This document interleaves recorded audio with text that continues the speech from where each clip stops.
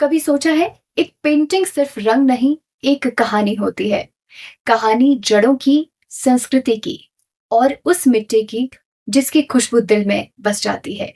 आज की कहानी है हिमाचल की वादियों से निकले एक ऐसे कलाकार की जिसके ब्रश ने सिर्फ रंग नहीं, पूरी पहाड़ी विरासत को दुनिया के सामने बिछा दिया।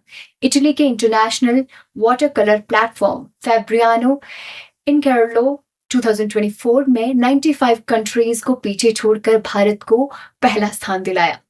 और वो भी जानते हैं किसके जरिए? ज्वाणी महादेव के गुर के पोर्ट्रेट से। अब सोचिए, जहां दुनिया मॉडर्न आर्ट और डिजिटल डिजाइन की बात कर रही है, वहीं दीप धनंजय वाटर कलर में अपनी संस्कृति को उकेर रहे हैं। तो चलिए स्वागत करते हैं आज के शो में दीप धनंजय का। सर, सबसे पहले तो वेलकम टू द शो। जैसे कहते हैं ना कि संस्कृति सिर्फ किताबों में लिखी जाती है, सहेज कर रखी जाती है, लेकिन जब हम आप जैसे कलाकारों को देखते हैं तो हमें लगता है कि संस्कृति को अगर बढ़ावा देना हो तो कोई भी माध्यम हो सकता है। जैसे आपने संस्कृति का बखान अपने ब्रश के माध्यम से किया है और आप इस वक्त पे सभी के लिए प्रेरणा का स्रोत बन रहे हैं। आपसे जानना चाहूंगी कि ये जो सफर है, आपके पेंटिंग करियर की शुरुआत आपने कैसे की, कैसे पहली नींव पड़ी? सबसे पहले तो जब हम किसी भी इमारत का निर्माण करते हैं तो उसकी फाउंडेशन में हमको जाना पड़ता जी। है ना। जो ये हमारी संस्कृति है, हमारी परंपरा है, इसके ऊपर तो लगभग शायद 2018 के बाद में काफी जुड़ा हूँ पेंटिंग के जरिए। जी। बट इससे पहले मैंने जो सिर्फ एक पेंटिंग की बात कर रहा हूँ मैं अभी फिलहाल, इसको सीखने के लिए, इसको समझने के लिए जो मैंने स्ट्रगल किया है जी। वो मैं लगभग 9 साल का था उस टाइम।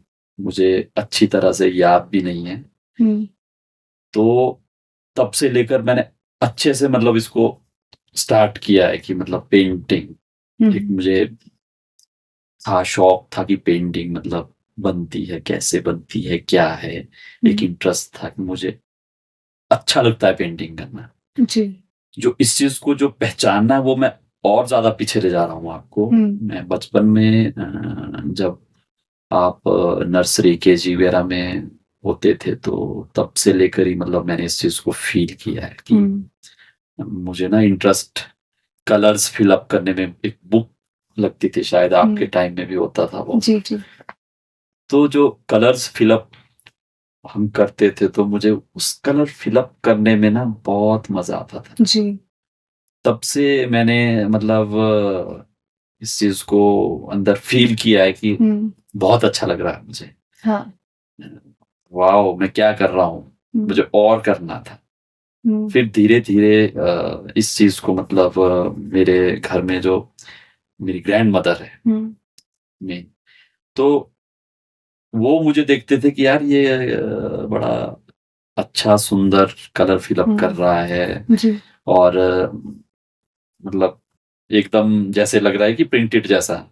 जी। तो उन्होंने मुझे ना इसके ऊपर ज्यादा पुशअप किया था। अच्छा। जैसे सीनरी, ये जो छोटी छोटी चीजें का होता था, ये जो जी। बचपना होता था, सीनरी कैसे बनाएंगे हम, किस चीज को, फ्रूट्स कैसे ड्रॉ करेंगे, कोई भी आइटम कैसे हम इस चीज को हम ड्रॉ करेंगे, जो कि हमको स्कूल में बताया जाता था। जी। तो वो जो उन्होंने पुशअप किया है, वहां से मेरा ये इंटरेस्ट ज्यादा जागा है। जी, देखिए, सपोर्ट होना बहुत ज़्यादा इम्पोर्टेंट है और आप एक छोटी उम्र में, जब आप नर्सरी में थे, तब से आपको सपोर्ट मिला है ग्रैंड माँ का। तो सच में बहुत अद्भुत बात है।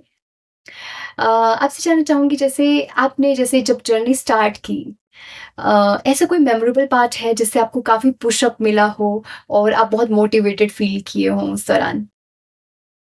जैसे यहाँ से जो स्टार्ट हुआ, ये जो मैं अभी आपको बताया हूँ, वो तो एक मतलब पॉइंट, मान लो कि आप ब्लैंक पेपर के ऊपर एक बिंदु का निर्माण कर रहे हो, वहां ये तो वो शुरुआत है। फिर धीरे धीरे लाइन चलती गई आगे को।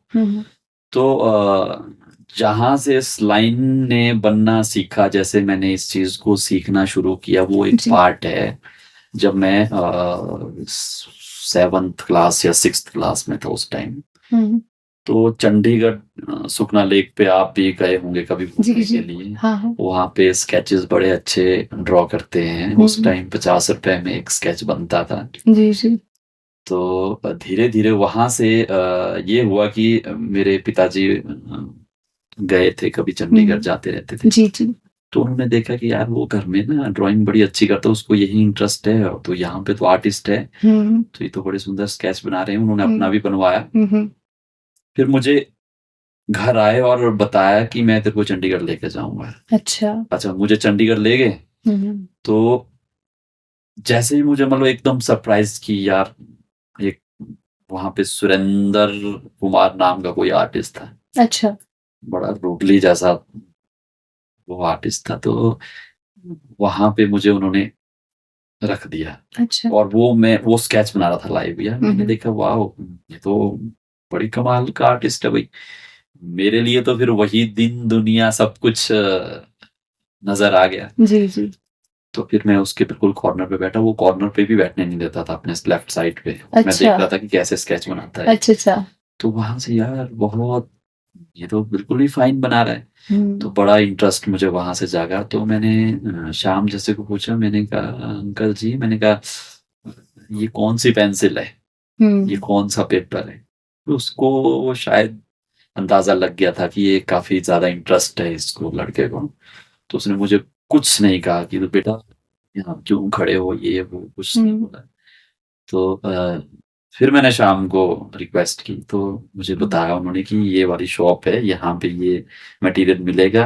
हम्म तो मैंने उसी दिन शाम को मटेरियल लिया, जिद करके पापा से। हम्म और उस रात से, शाम से मैंने बनाना शुरू किया। अच्छा और तब से लेकर ये जर्नी चलती जा रही है, लगातार अभी भी जारी है, अच्छा जब जी तक अच्छी चले। चली सर। आपकी एक अवार्ड विनिंग पेंटिंग रही है जो काफी ज्यादा सुर्खियों में थी, जो ज्वाणी महादेव के गुर की आपने पेंटिंग बनाई थी। थोड़ा वो जानना चाहती हूँ, वो किस्सा क्या था। और मैंने सुना कि वो इंटरनेशनल लेवल पर भी जो है भारत को रिप्रेजेंट कर चुकी है। इटली में जो फेब्रियानो एक शहर है, जी तो वो एक इंटरनेशनल आर्ट फेस्टिवल करवाते हैं। जी जी उनका ये रहता है कि देखिए, इटली जैसे कंट्री में हम्म इतना बड़ा शो होना हमारे जी लिए यही बहुत बड़ी गौरव की गौरव बात की रहती है बात है। अपने लिए। हम्म तो वो करवाते हैं, और उन्होंने 98 कंट्रीज को मतलब इनवाइट किया होता है। अच्छा उसमें से फिर आपको वहां पे वो कुछ टाइम देंगे कि आपने पेंटिंग्स रेडी करनी है, हम्म आपने क्या करना, वो हमारे पर डिपेंड है। अच्छा तो इसमें सभी कंट्रीज के लीडर्स हैं। हम्म तो हमारे जो लीडर थे वो रजत बंदोपाध्याय, तपोन रॉय। हम्म मैं आपके माध्यम से, आपके चैनल के माध्यम से मतलब उनको भी नमन करना चाहता हूँ कि जिन्होंने मुझे गाइड किया, है ना। तो उन उनसे मेरी मतलब इसी तरह आर्टिस्ट पेंटिंग करके काफी अच्छी मुलाकात भी थी। हम्म तो फिर उन्होंने ग्रुप्स में ये वायरल कर दिया कि ऐसा ऐसा है, तो सबने पेंटिंग्स रेडी करनी है, जिसका सिलेक्ट होता है तो फिर अच्छी बात है। तो मैं महादेव जी का भक्त काफी जन्म से काफी हूँ, काफी मतलब आधे रास्ते से मुझे समझ में आया कि महादेव क्या है। जितनी कर मेरी जिंदगी बीत गई है, तो फिर मुझे इंटरेस्ट रहता था कि महादेव के ऊपर मैंने कुछ करना है जरूर। अभी भी मैं कहीं ना कहीं कुछ महादेव के ऊपर करता हूँ। जी जी तो मैंने कुछ एक ट्रेडिशन को प्रमोट किया था, इसमें मैंने काटकुनी के ऊपर काम किया था। जैसे कोई भेड़े चरा रहे हैं, उस फाल देखा होगा आपने, उसके ऊपर काम किया था। तो एक महादेव जी का जो साफे का, जो मड़ेगा गुड़ का जो एक फोटो था, एक देखा था मैंने, स्क्रीनशॉट लिया था मैंने कहीं से, तो वो काफी सुंदर था। मेरे दिमाग में ये चला कि यार मुझे इसके ऊपर वर्क करना चाहिए। फिर मैंने वाटर कलर का उसके ऊपर प्रैक्टिस किया था, अच्छा और वो महादेव की कृपा बनी रही। जी वो 98 कंट्रीज में, एक इंडिया में इंडिया को रिप्रेजेंट कर रहा है, हम्म किया उसने, और वो सिलेक्ट हुआ। हम्म वो इवन इटली में नहीं, इटली में तो हुआ ही है, जी जी। यूएसए के टेक्सास सिटी में भी उसको शो किया गया था अच्छा। अक्टूबर में। यस मतलब 2 जगह पे। और जी। कौन-कौन सी कंट्रीज में आपने किया है? मेरा सबसे पहले तो दुबई में हुआ था एक शो। जी जी। उसके बाद बैंकॉक में, हम्म थाईलैंड में, जी। और फिर जापान में, जो यहाँ की संस्कृति को, एक वहाँ पे एक मैगजीन निकलती है, उसमें हम्म मैंने कुल्लू मनाली की खूबसूरती और संस्कृति के ऊपर काम किया था। जी। तो वो मैगजीन में एक पेंटिंग भी दी थी मैंने, हिंदी की गूंज हम्म इस नाम से मैगजीन है। वो जी। जापान की गवर्नमेंट के द्वारा चलती है। अच्छा। हाँ जी। तो रमा शर्मा जी उसके प्रेसिडेंट हैं। तो वो जापान में भी एक इस तरह का काम किया था। जी। और उसके बाद न्यूयॉर्क में एक आर्ट फेस्टिवल हुआ था, इंटरनेशनल आर्ट फेस्टिवल एक। तो उस आर्ट फेस्टिवल में भी मैंने एब्स्ट्रैक्ट मॉडर्न तरीके से कुल्लू मनाली के कल्चर को, अच्छा। शायद वो पेंटिंग मेरे द्वारा या मेरे बजाय किसी को पता नहीं समझ आएगी वो कि नहीं आएगी, जो मेरे दिमाग के अंदर है, जो उस पेंटिंग के साथ जुड़ी हुए कलर्स है, चीजें हैं, वो मतलब एक मार्क कर रही है, वो आइडेंटिटी दे रही है, वो मॉडर्न तरीके से मैंने तैयार की थी। 6 पेंटिंग्स है वो। अच्छा। हाँ जी, वो न्यूयॉर्क में शो हुआ था उनका। जी। तो इस तरह से बस इटली, यूएसए। जी, बहुत खूबसूरत। आप देखिए हिमाचल का नाम दुनिया जहाँ में रोशन कर रहे हैं। आपसे जानना चाहती हूँ कि आपने अपने कैनवस में पहाड़ी कल्चर को ही रिप्रेजेंट किया या फिर और भी आप ट्राई करते हैं?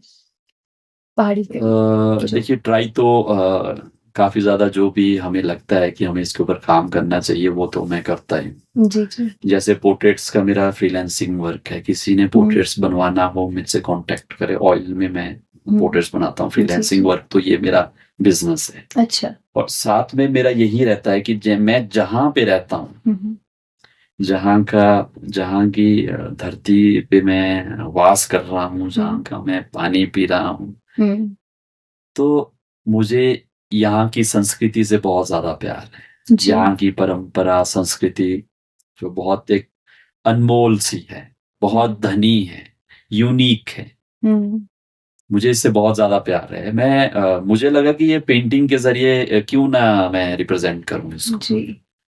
तो धीरे धीरे मैं इस चीज को रिप्रेजेंट कर रहा हूँ, अपने कुल्लू मनाली को ही नहीं बल्कि पूरे हिमाचल को। और अभी भी इसके ऊपर काम चला हुआ है। धीरे धीरे, मतलब काफी इन्वेस्टमेंट भी काफी किया है। अच्छा। बिल्कुल, स्पॉन्सर तो इसमें कोई करना बहुत मुश्किल होता है, करते भी नहीं। हिमाचल गवर्नमेंट से कोई सपोर्ट मिलता है कलाकारों को? सपोर्ट मुझे किसी का कोई नहीं मिला है, सिर्फ अपने परिवार के सिवाय। जी जी। जी, गुरुओं के सिवाय। गुरुओं एक शंकर भगवान। अपनी जिद होता है, अपना पैशन होता है। तो मैं आपसे ये जानना चाहती हूँ कि इस पूरी जर्नी में आपको कभी लगा कि आप डिमोरलाइज किसी के द्वारा हुए हों? कि क्योंकि कई बार टाइम आता है जब आपको लगता है कि करना चाहिए कि छोड़ दें, या फिर कई बार बहुत हम डिसअपॉइंट हो जाते हैं। तो कभी ऐसी घड़ी आई लाइफ में? ये आर्ट है इसका, ये नहीं है कि मतलब कन्फर्म है जी आपको मतलब इसके ऊपर कुछ मिलेगा या इनकम आएगा, ये ऐसा कन्फर्म नहीं होता। जी जी। हाँ। ठीक है, आपको स्ट्रगल करना पड़ेगा, है ना। तो धीरे धीरे मतलब स्ट्रगल करते रहो। अभी काफी सारे जिंदगी में ऐसे पॉइंट कई आए होंगे, कई मोड़ आए हैं लाइफ में ऐसे, बट उसको शायद मैंने इतना याद नहीं किया, इग्नोर किया। क्योंकि मैं जो था वो तो हूं ही हूँ। जो मैं बनना चाह रहा हूँ, अगर मैं कहीं से छूट भी गया तो मैं ज्यादा परवाह नहीं किया उस चीज के ऊपर कि यार कोई बात नहीं, लेट इट। हम आगे इस चीज को फिर से हम ट्राई करेंगे। और ट्राई करता रहा, कर रहा हूँ अभी भी। ऐसा नहीं है कि ये काफी अच्छा चल रहा है, धीरे धीरे चल रहा है, बट चल रहा है। जी। वो कहते हैं ना कि जब हम भगवान से प्रार्थना करते हैं कि हमें बहुत पावर चाहिए, हमें और सक्सेस चाहिए, तो उतनी डिफिकल्टीज हमारी लाइफ में आती है, उतनी स्ट्रगल आते हैं। जब हम प्रे करते हैं, फिर जाकर हम वो इंसान बनते हैं स्ट्रगल के जरिए। फिर दुनिया जहां हमें जानती है, और कहीं ना कहीं आप अपने सफ़र को पूरा कर लेते हैं जब हम स्ट्रगल से गुज़रते हैं। देखिए, आपने अभी तक अपने कला को इसके बावजूद ज़िंदा रखा और कभी दूर होने नहीं दिया। एप्रिशिएट आपसे जानना चाहूँगी, जब हिमाचल के कल्चर की बात करते हैं, तो आजकल के युवा कुछ नया करने के चक्कर में बहुत दूसरी चीज़ अपनाते हैं, अपनी ज़मीन से हटकर थोड़ा काम करना चाहते हैं कि कुछ यूनिक हो जाए। तो आपने बहुत खूब कहा कि आप अपनी जड़ों से जुड़े रहना चाहते हैं, काम करना चाहते थे और क्योंकि देखिए, अपनी जड़ों में काम करके ही मुझे लगता है यूनिकनेस आती है जब हम अपनी मिट्टी पर काम करते हैं। तो आप क्या समझते हैं कि हमारे हिमाचल की संस्कृति में जो आप जिस तरह से कैनवस पे उतार रहे हैं हमारी संस्कृति को, तो कलाकारों का कितना योगदान है? देखिए ये जो इसका जो योगदान है हम कैनवस पे उतार रहे हैं, हुँ। इस चीज़ को शायद कोई समझ नहीं सकता। जी। ये एंडलेस है और इसकी कोई कीमत नहीं बता सकता है कोई। हुँ। मतलब देखिए, जिस चीज़ को हम ये धरोहर संस्कृति है हमारी, हाँ, जी। ये सिर्फ़ हम यहीं पर कर रहे हैं। अब तो चलो मीडिया का ज़माना आ गया, तो मल्टीमीडिया में हुँ। मतलब मीडिया के थ्रू कई चीज़ें मतलब बाहर जा रही है, हुँ। लाइव हो रहा है। पहले पहले देखो मतलब कोई फ़ोन नहीं होते थे हुँ। या कैसे कैप्चर किया जाए, कैसे इस चीज़ को वहाँ तक पहुँचाया जाए, हुँ। ये कोई टाइम था, हुँ, हुँ। है ना? अब तो मतलब पूरा वर्ल्ड जुड़ चुका है मीडिया हुँ। से। जी। बट फिर भी ये एक ऐसी लाइन है, मतलब ये पेंटिंग के ज़रिए ही नहीं, हुँ, हुँ। मतलब जितनी भी मतलब ललित कलाएँ हैं, हुँ। मान लो आप नृत्य के ज़रिए, आप संगीत के ज़रिए, हुँ। आपके अंदर जितने भी टैलेंट हैं, जी। उनके ज़रिए आप अपनी संस्कृति को, अपनी परंपरा को रिप्रेज़ेंट कर सकते हैं बाहर, जी, हाँ। और बहुत अच्छी बात होगी। हुँ। जी, हम कुछ कर रहे हैं, कुछ यूनिक वर्क कर रहे हैं। हुँ, हुँ। अगर हमारे अंदर कोई भी क्वालिटी है, उसको यूज़ करो, हुँ। ठीक है? उसको जहाँ पे हम रह रहे हैं, ये जो हुँ। संस्कृति है, ये जो परंपरा है, हुँ। इसको साथ लेके उसके साथ आपने इसको उस लेवल तक पहुँचाना है, ताकि दूसरे देश वालों को भी अच्छे से पता चले कि यहाँ पर भी कुछ ऐसा होता है। हम हुँ। भी किसी मतलब ये ऐसे देश में रहते हैं जहाँ हुँ। पे हमारी संस्कृति और परंपरा बहुत ही धनी है और जी। धरोहर है। हुँ। ये सिर्फ़ किताबों तक ही सीमित नहीं रहना चाहिए, हुँ। उससे बाहर भी ये चीज़ें हट के निकलनी चाहिए। जी, जी। वो हमारी कोशिश रहती है, हुँ। शायद युवाओं को भी इसके ऊपर ध्यान देना चाहिए। हुँ। जी, देखिए, आप जैसे एग्ज़ाम्पल सेट कर रहे हैं कि अपनी ज़मीन से जुड़कर आप जिस तरह से काम कर रहे हैं, हिमाचली संस्कृति को आप कैनवस पे उतारते, तो ज़रूर युवा सीखेंगे आने वाले टाइम में और बच्चे जुड़ेंगे जो इस तरह से काम करेंगे जब उनके पास एग्ज़ाम्पल होगा ऑलरेडी। क्योंकि जब उनके पास नहीं है, वो चीज़ वो नहीं देख रहे हैं, तो कहीं न कहीं वो उसको सोच भी नहीं पाते। जब ऑलरेडी कोई ऐसे इंसान है उनके पास, जो दिमाग में एक छवि होती है ना कि ऐसा करना है, तो डेफ़िनिटली लोग जुड़ते भी हैं। आपसे जानना चाहती हूँ कि भविष्य में कुछ बच्चों को सिखाने के लिए कुछ ऐसे प्रोग्राम या ट्रेनिंग ऑर्गेनाइज़ करने के बारे में आपकी प्लानिंग है? भविष्य में इसके ऊपर मेरा ये रहेगा कि एकेडमिक्स वर्क मैं करूँगा इसके ऊपर। हुँ। ये डेट तो कन्फर्म नहीं है, हुँ, बट हुँ। करूँगा इसके ऊपर। और साथ में जो एकेडमिक्स में जुड़ेगा, उसको धीरे-धीरे अच्छे मंच पर एक राष्ट्रीय, अंतर्राष्ट्रीय मंच तक पहुँचाना मतलब मेरी कोशिश रहेगी। जी। क्यों? क्योंकि हम तो लगभग आधी उम्र हमारी तो निकल चुकी है, आधी हुँ। रही, वो कितनी रही है वो तो हम नहीं बता हुँ, हुँ। सकते। बट जो हमारे साथ जो जुड़ा हुआ है, हुँ। बोलते हैं ना, नॉलेज को जितना आप बाँटोगे वो उतना उतना ज़्यादा ज़्यादा बढ़ेगा, बढ़ता जितना है। उसको आप सिमट के रखोगे हाँ, तो वो सीमित ही रहे, कंटनेस लिमिट में नहीं रहना चाहिए। हुँ। तो मेरा यही रहेगा कि मैं इस चीज़ को बिल्कुल सिखा के, हैंड ओवर करके, हुँ। ये चेन जुड़नी चाहिए, हुँ। ये चलना चाहिए आगे को। हुँ, ऑब्वियसली। जैसे हमारी संस्कृति चली हुई है, बता हुँ। के जा रहे देवी-देवता है, ये जो भी संस्कृति है वो हमारे बुजुर्ग जो बता के जाते हैं कि हुँ। हाँ जी, इस तरह से ये होता है, ये हमारा ऐसा, ये करके ऐसा। जी। वैसे ही हम इस चीज़ को, मेरी भी यही कोशिश रहेगी कि मैं भी सब कुछ हुँ। शेयर करके, सबको तैयार करके, रेडी करके, हुँ। पूरा इसी तरह से ये चलना चाहिए जैसे मैं चल रहा हूँ।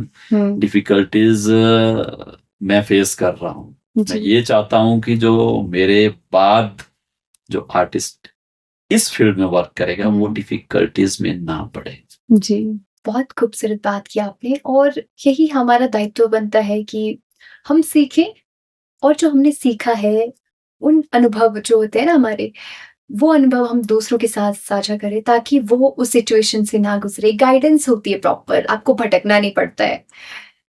फिर आप बहुत कम टाइम में उसको कवर अप कर सकते हैं। आपसे जानना चाहूँगी जैसे आप वाटर कलर से पेंटिंग करते आए हैं, तो ये बहुत डिफ़िकल्ट मीडियम माना जाता है। आपको क्या लगता है? आपने ये चुना क्यों? ये बहुत ही डिफिकल्ट मीडियम है। जी, जी। ये चुना इसलिए कि चलो मेरे जो गुरु सिकंदर सिंह जी है, हुँ। वो वाटर कलर में ज़्यादा काम करते हैं। अच्छा, जब जी, मैं जी। एक बार अभी जस्ट 2016 में 17 में चंडीगढ़ गया था, तो जी, जी। वो मुझे मिले थे, उनके पास मैं 2 महीने रुका। अच्छा। वो वाटर कलर में काम करते थे। वो बोलते थे यार जल्दी होता है इसमें और वर्क भी जल्दी होता है, बट हुँ। लेकिन जितना जल्दी होता है उतना ही वो डिफिकल्ट भी होता है। उसको समझने के लिए 2 ढाई महीने मुझे भी लगे थे अच्छे से। अच्छा। हाँ जी। जो 2 ढाई साल में सीखने की चीज़ है वो 2 ढाई महीने में मैंने कैच अप करने की पूरी कोशिश की। हुँ, तो उसके बाद मैं वाटर कलर में काम करता रहा धीरे-धीरे। हुँ, फिर जो ये आप अंतर्राष्ट्रीय में जो फैब्रियानो का हुँ, इंटरनेशनल वाटर कलर एक फेस्टिवल हुआ था, हुँ, हुँ। तो इसमें वो वाटर कलर मेरे काम आया था। इसमें सिर्फ वाटर कलर का ही था ये। अच्छा, हाँ। जी, इसमें कोई फिर ऑयल आपकी तो एक्रेलिक मास्टरी थी इसमें। चलो मास्टरी तो नहीं मैं बोल सकता, बट जी, लेकिन जी। ये है कि रास्ते में चल रहा हूँ, हुँ, तो मुझे रास्ते में ही मतलब इसका एक छोटा-सा मुकाम मिल गया कि चलो मैंने ये रास्ता भी चुना और मुकाम भी मिल गया। हुँ। तो वहाँ पे थोड़ा-सा और स्ट्रगल किया और वहाँ पे रिफाइन हुआ मैं और अच्छी जगह तक पहुँचा। जी। वैसे ही आगे भी कई स्टेप्स होंगे। जी, जैसे वाटर कलर की बात करें, तो वाटर कलर में बहुत सारे यंगस्टर हमारे होते हैं कि कुछ इसमें अपना फ्यूचर देखते हैं। तो आप क्या गाइडेंस देना चाहते हैं? क्या कुछ बारीकियाँ उनको ध्यान में रखनी चाहिए? अच्छा, मैं ये अपनी तरफ से जितनी मुझे समझ है इस चीज़ हुँ, की, हुँ। ये गाइड ये करना चाहता हूँ कि इस चीज़ से कभी डरे मत। हुँ, हुँ। डरना नहीं है। हुँ, जैसे हम ड्राइव करते हैं ना, हुँ। अगर डर गए तो हम ड्राइव नहीं कर पाएँगे अच्छे से। ऑब्वियसली ठीक है? डर या मर बस वही बात है। तो आपकी हज़ारों शीटें खराब हो जाए, हुँ, डरना नहीं है अच्छा। और कलर्स बिल्कुल खुल के फेंकने हैं उसपे। ये ज़रूर है कि कहीं से मिस्टेक होगी तो आपकी शीट खराब हो जाएगी, हुँ, बट लेकिन वो प्रैक्टिस है। हुँ, ठीक है? प्रैक्टिस करते रहो और वाटर कलर का ये है कि आपका हुँ। लाइट टू डार्क चलना है हमने। जी, जी। ठीक है? और हुँ, कलर्स जितना आप प्रैक्टिस करेंगे उतना ज़्यादा मिक्सिंग का हमें पता चलता है कि इतने खूबसूरत कलर्स हुँ, बनते हैं। नेचर के साथ जो हमारा तालमेल होता है इस हुँ। चीज़ का, तो वो उसी तरह से हम उस चीज़ तक पहुँचते हैं। देखिए, टाइम के साथ खुद में बदलाव होना बहुत ज़्यादा इम्पोर्टेंट है। जैसे पेंटिंग में भी दिखता है, आपने ट्रेडिशनल और मॉडर्न आर्ट का फ्यूज़न किया है, तो उसके बारे में आपसे जानना चाहूँगी? इसका जो ये है कि टाइम के साथ मैं इसलिए इसको मॉडर्न या मतलब एब्स्ट्रैक्ट तरीके में ले जाता हूँ, हुँ, हुँ। क्योंकि हमारी जो आउट ऑफ इंडिया जितनी भी कंट्रीज़ है, तो उनको उन वो ज़्यादातर रियलिज़्म की तरफ नहीं जाते। जी, जी। वो एब्स्ट्रैक्ट हुँ। एब्स्ट्रैक्ट फॉर्म, मॉडर्न फॉर्म उनको बहुत अच्छी लगती है। अच्छा। तो मुझे लगा जब ये न्यूयॉर्क में ये शो चल रहा था, हुँ, हुँ। इंटरनेशनल आर्ट फेस्टिवल जब हुँ, हुँ। न्यूयॉर्क में हुआ था, हुँ, हुँ। तो उसके लिए मैंने स्पेशल यही 6-7 पीसेस तैयार किए थे। अच्छा। मॉडर्न, एब्स्ट्रैक्ट, कुछ ऐसे कलर फेंके कि ये चीज़ जैसे मान लो किसी टेम्पल का है, हुँ। यहाँ पे कैसे टेम्पल्स होते हैं अच्छा। या मतलब उनके कलर्स कैसे हैं। हुँ। जैसे स्नो लेपर्ड है वो यहाँ पे पाया जाता है मनाली हुँ, में। हुँ। मान लो कई ग्रेट हिमालयन नेशनल पार्क जो भी है हमारे इधर बंजार में, इनके अंदर ऐसे-ऐसे जानवर हैं जो स्नो लेपर्ड हुँ, हुँ। यहाँ का मेन मतलब वो है। तो उनकी छाल कैसी होती है, क्या हुँ। कलर्स है उसमें, क्या मेन कलर्स है, उस तरह के तरीके मतलब इसको समझना काफ़ी ये ज़्यादा लॉन्ग चला जाएगा और मुझे हुँ। भी समझाने में काफ़ी टाइम लगेगा। जी। तो मैंने इस चीज़ को पूरा इस तरह से इसको थोड़ा-सा अलग तरीके से तैयार किया था। जी। फिर इनकी हिस्ट्रीज़ लिखो, हुँ, हुँ। कैसे है, क्या है, फिर वो साथ में पेंटिंग के साथ भेज दो पेंटिंग बाहर। अच्छा। जी। जी, बहुत खूबसूरत। अच्छा, आपको एक पेंटिंग बनाने में कितना टाइम लगता है? मान लीजिए आपने ज्वाणी महादेव के गुर की बनाई थी, तो उसमें कितना टाइम लगा था? वाटर कलर में तो देखिए काफ़ी जल्दी हो जाता हुँ। है। मान लो कोई पोर्ट्रेट अच्छे से तैयार करना हो 1-2 घंटे में भी वाटर कलर में तैयार होता है। बट लेकिन इसके लिए ये ज़रूरी है कि हम किस माहौल में बैठे हैं, हुँ, हमारा दिमाग कितना शांत है, किस मूड में है, जी, ये जी। चीज़ें बहुत ज़रूरी हैं। हुँ, अगर ये फ्रेश होगा तो अपने आप चीज़ें निकलती हैं। गाड़ी की सर्विस होगी तो वो एवरेज भी देगी, हुँ। अच्छी चलेगी, सब कुछ ठीक रहेगा। जी, पेंटिंग के अलावा आपको कौन-सी विधाएँ ज़्यादा पसंद है?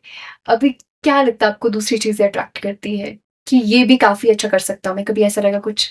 मुझे पेंटिंग के सिवा एक म्यूज़िक है, जी। जो हमारी संस्कृति है, जो यहाँ का हमारा फ़ोक है, जी, जी। बहुत टच करता है मुझे, इससे बहुत ज़्यादा प्यार है। कोई भी हाँ। अगर धुन बजेगी तो मेरा अंदर ना पूरा खुश हो जाता है अच्छा, एकदम से। जी। ये म्यूज़िक, हुँ, पेंटिंग, हुँ, बस यही मेरी मतलब सबसे ज़्यादा शौक है, इंटरेस्ट है। हुँ। और पेंटिंग तो चलो मैं खुद करता हूँ, जी। सिंगर तो मैं हूँ नहीं। तो इसलिए जो भी अच्छे-अच्छे सिंगर्स हैं हुँ। उनको सुन के मतलब मेरी पेंटिंग होती है। जी, बिल्कुल। आप हमारे शो में आ जाए और अपनी जर्नी हमसे साझा की, उसके लिए थैंक यू सो मच। और मुझे ऐसा लगता है कि आपका सफ़र हज़ारों युवाओं के लिए रास्ता ज़रूर दिखाएगा, जो एज़ अ कलाकार अपने आप को देखना चाहते हैं, तो बहुत कुछ सीखने को मिलेगा। आपका भी बहुत-बहुत धन्यवाद। जय शंकर, जय भोलेनाथ। जी, धन्यवाद। दोस्तों, कहीं न कहीं आज की बातचीत दिल को छू गई। एक ऐसा कलाकार जिसने ब्रश की हर स्ट्रोक से अपने प्रदेश की पहचान, अपनी संस्कृति की गरिमा और अपने बचपन के सपनों को साकार किया। दीप धनंजय सिर्फ एक नाम नहीं है, एक प्रेरणा है। एक ऐसा नाम जो ये याद दिलाता है कि कला सिर्फ कैनवस पर रंग भरना नहीं होता। कला वो आईना होता है जिससे हमारी जड़ें, हमारी परंपराएं और हमारी विरासत झलकती है। तो इसी के साथ ही आज के शो में बस इतना ही। अगले एपिसोड में हाजिर रहेंगे एक नए मेहमान के साथ। दीजिए इजाजत। बाय, नमस्ते।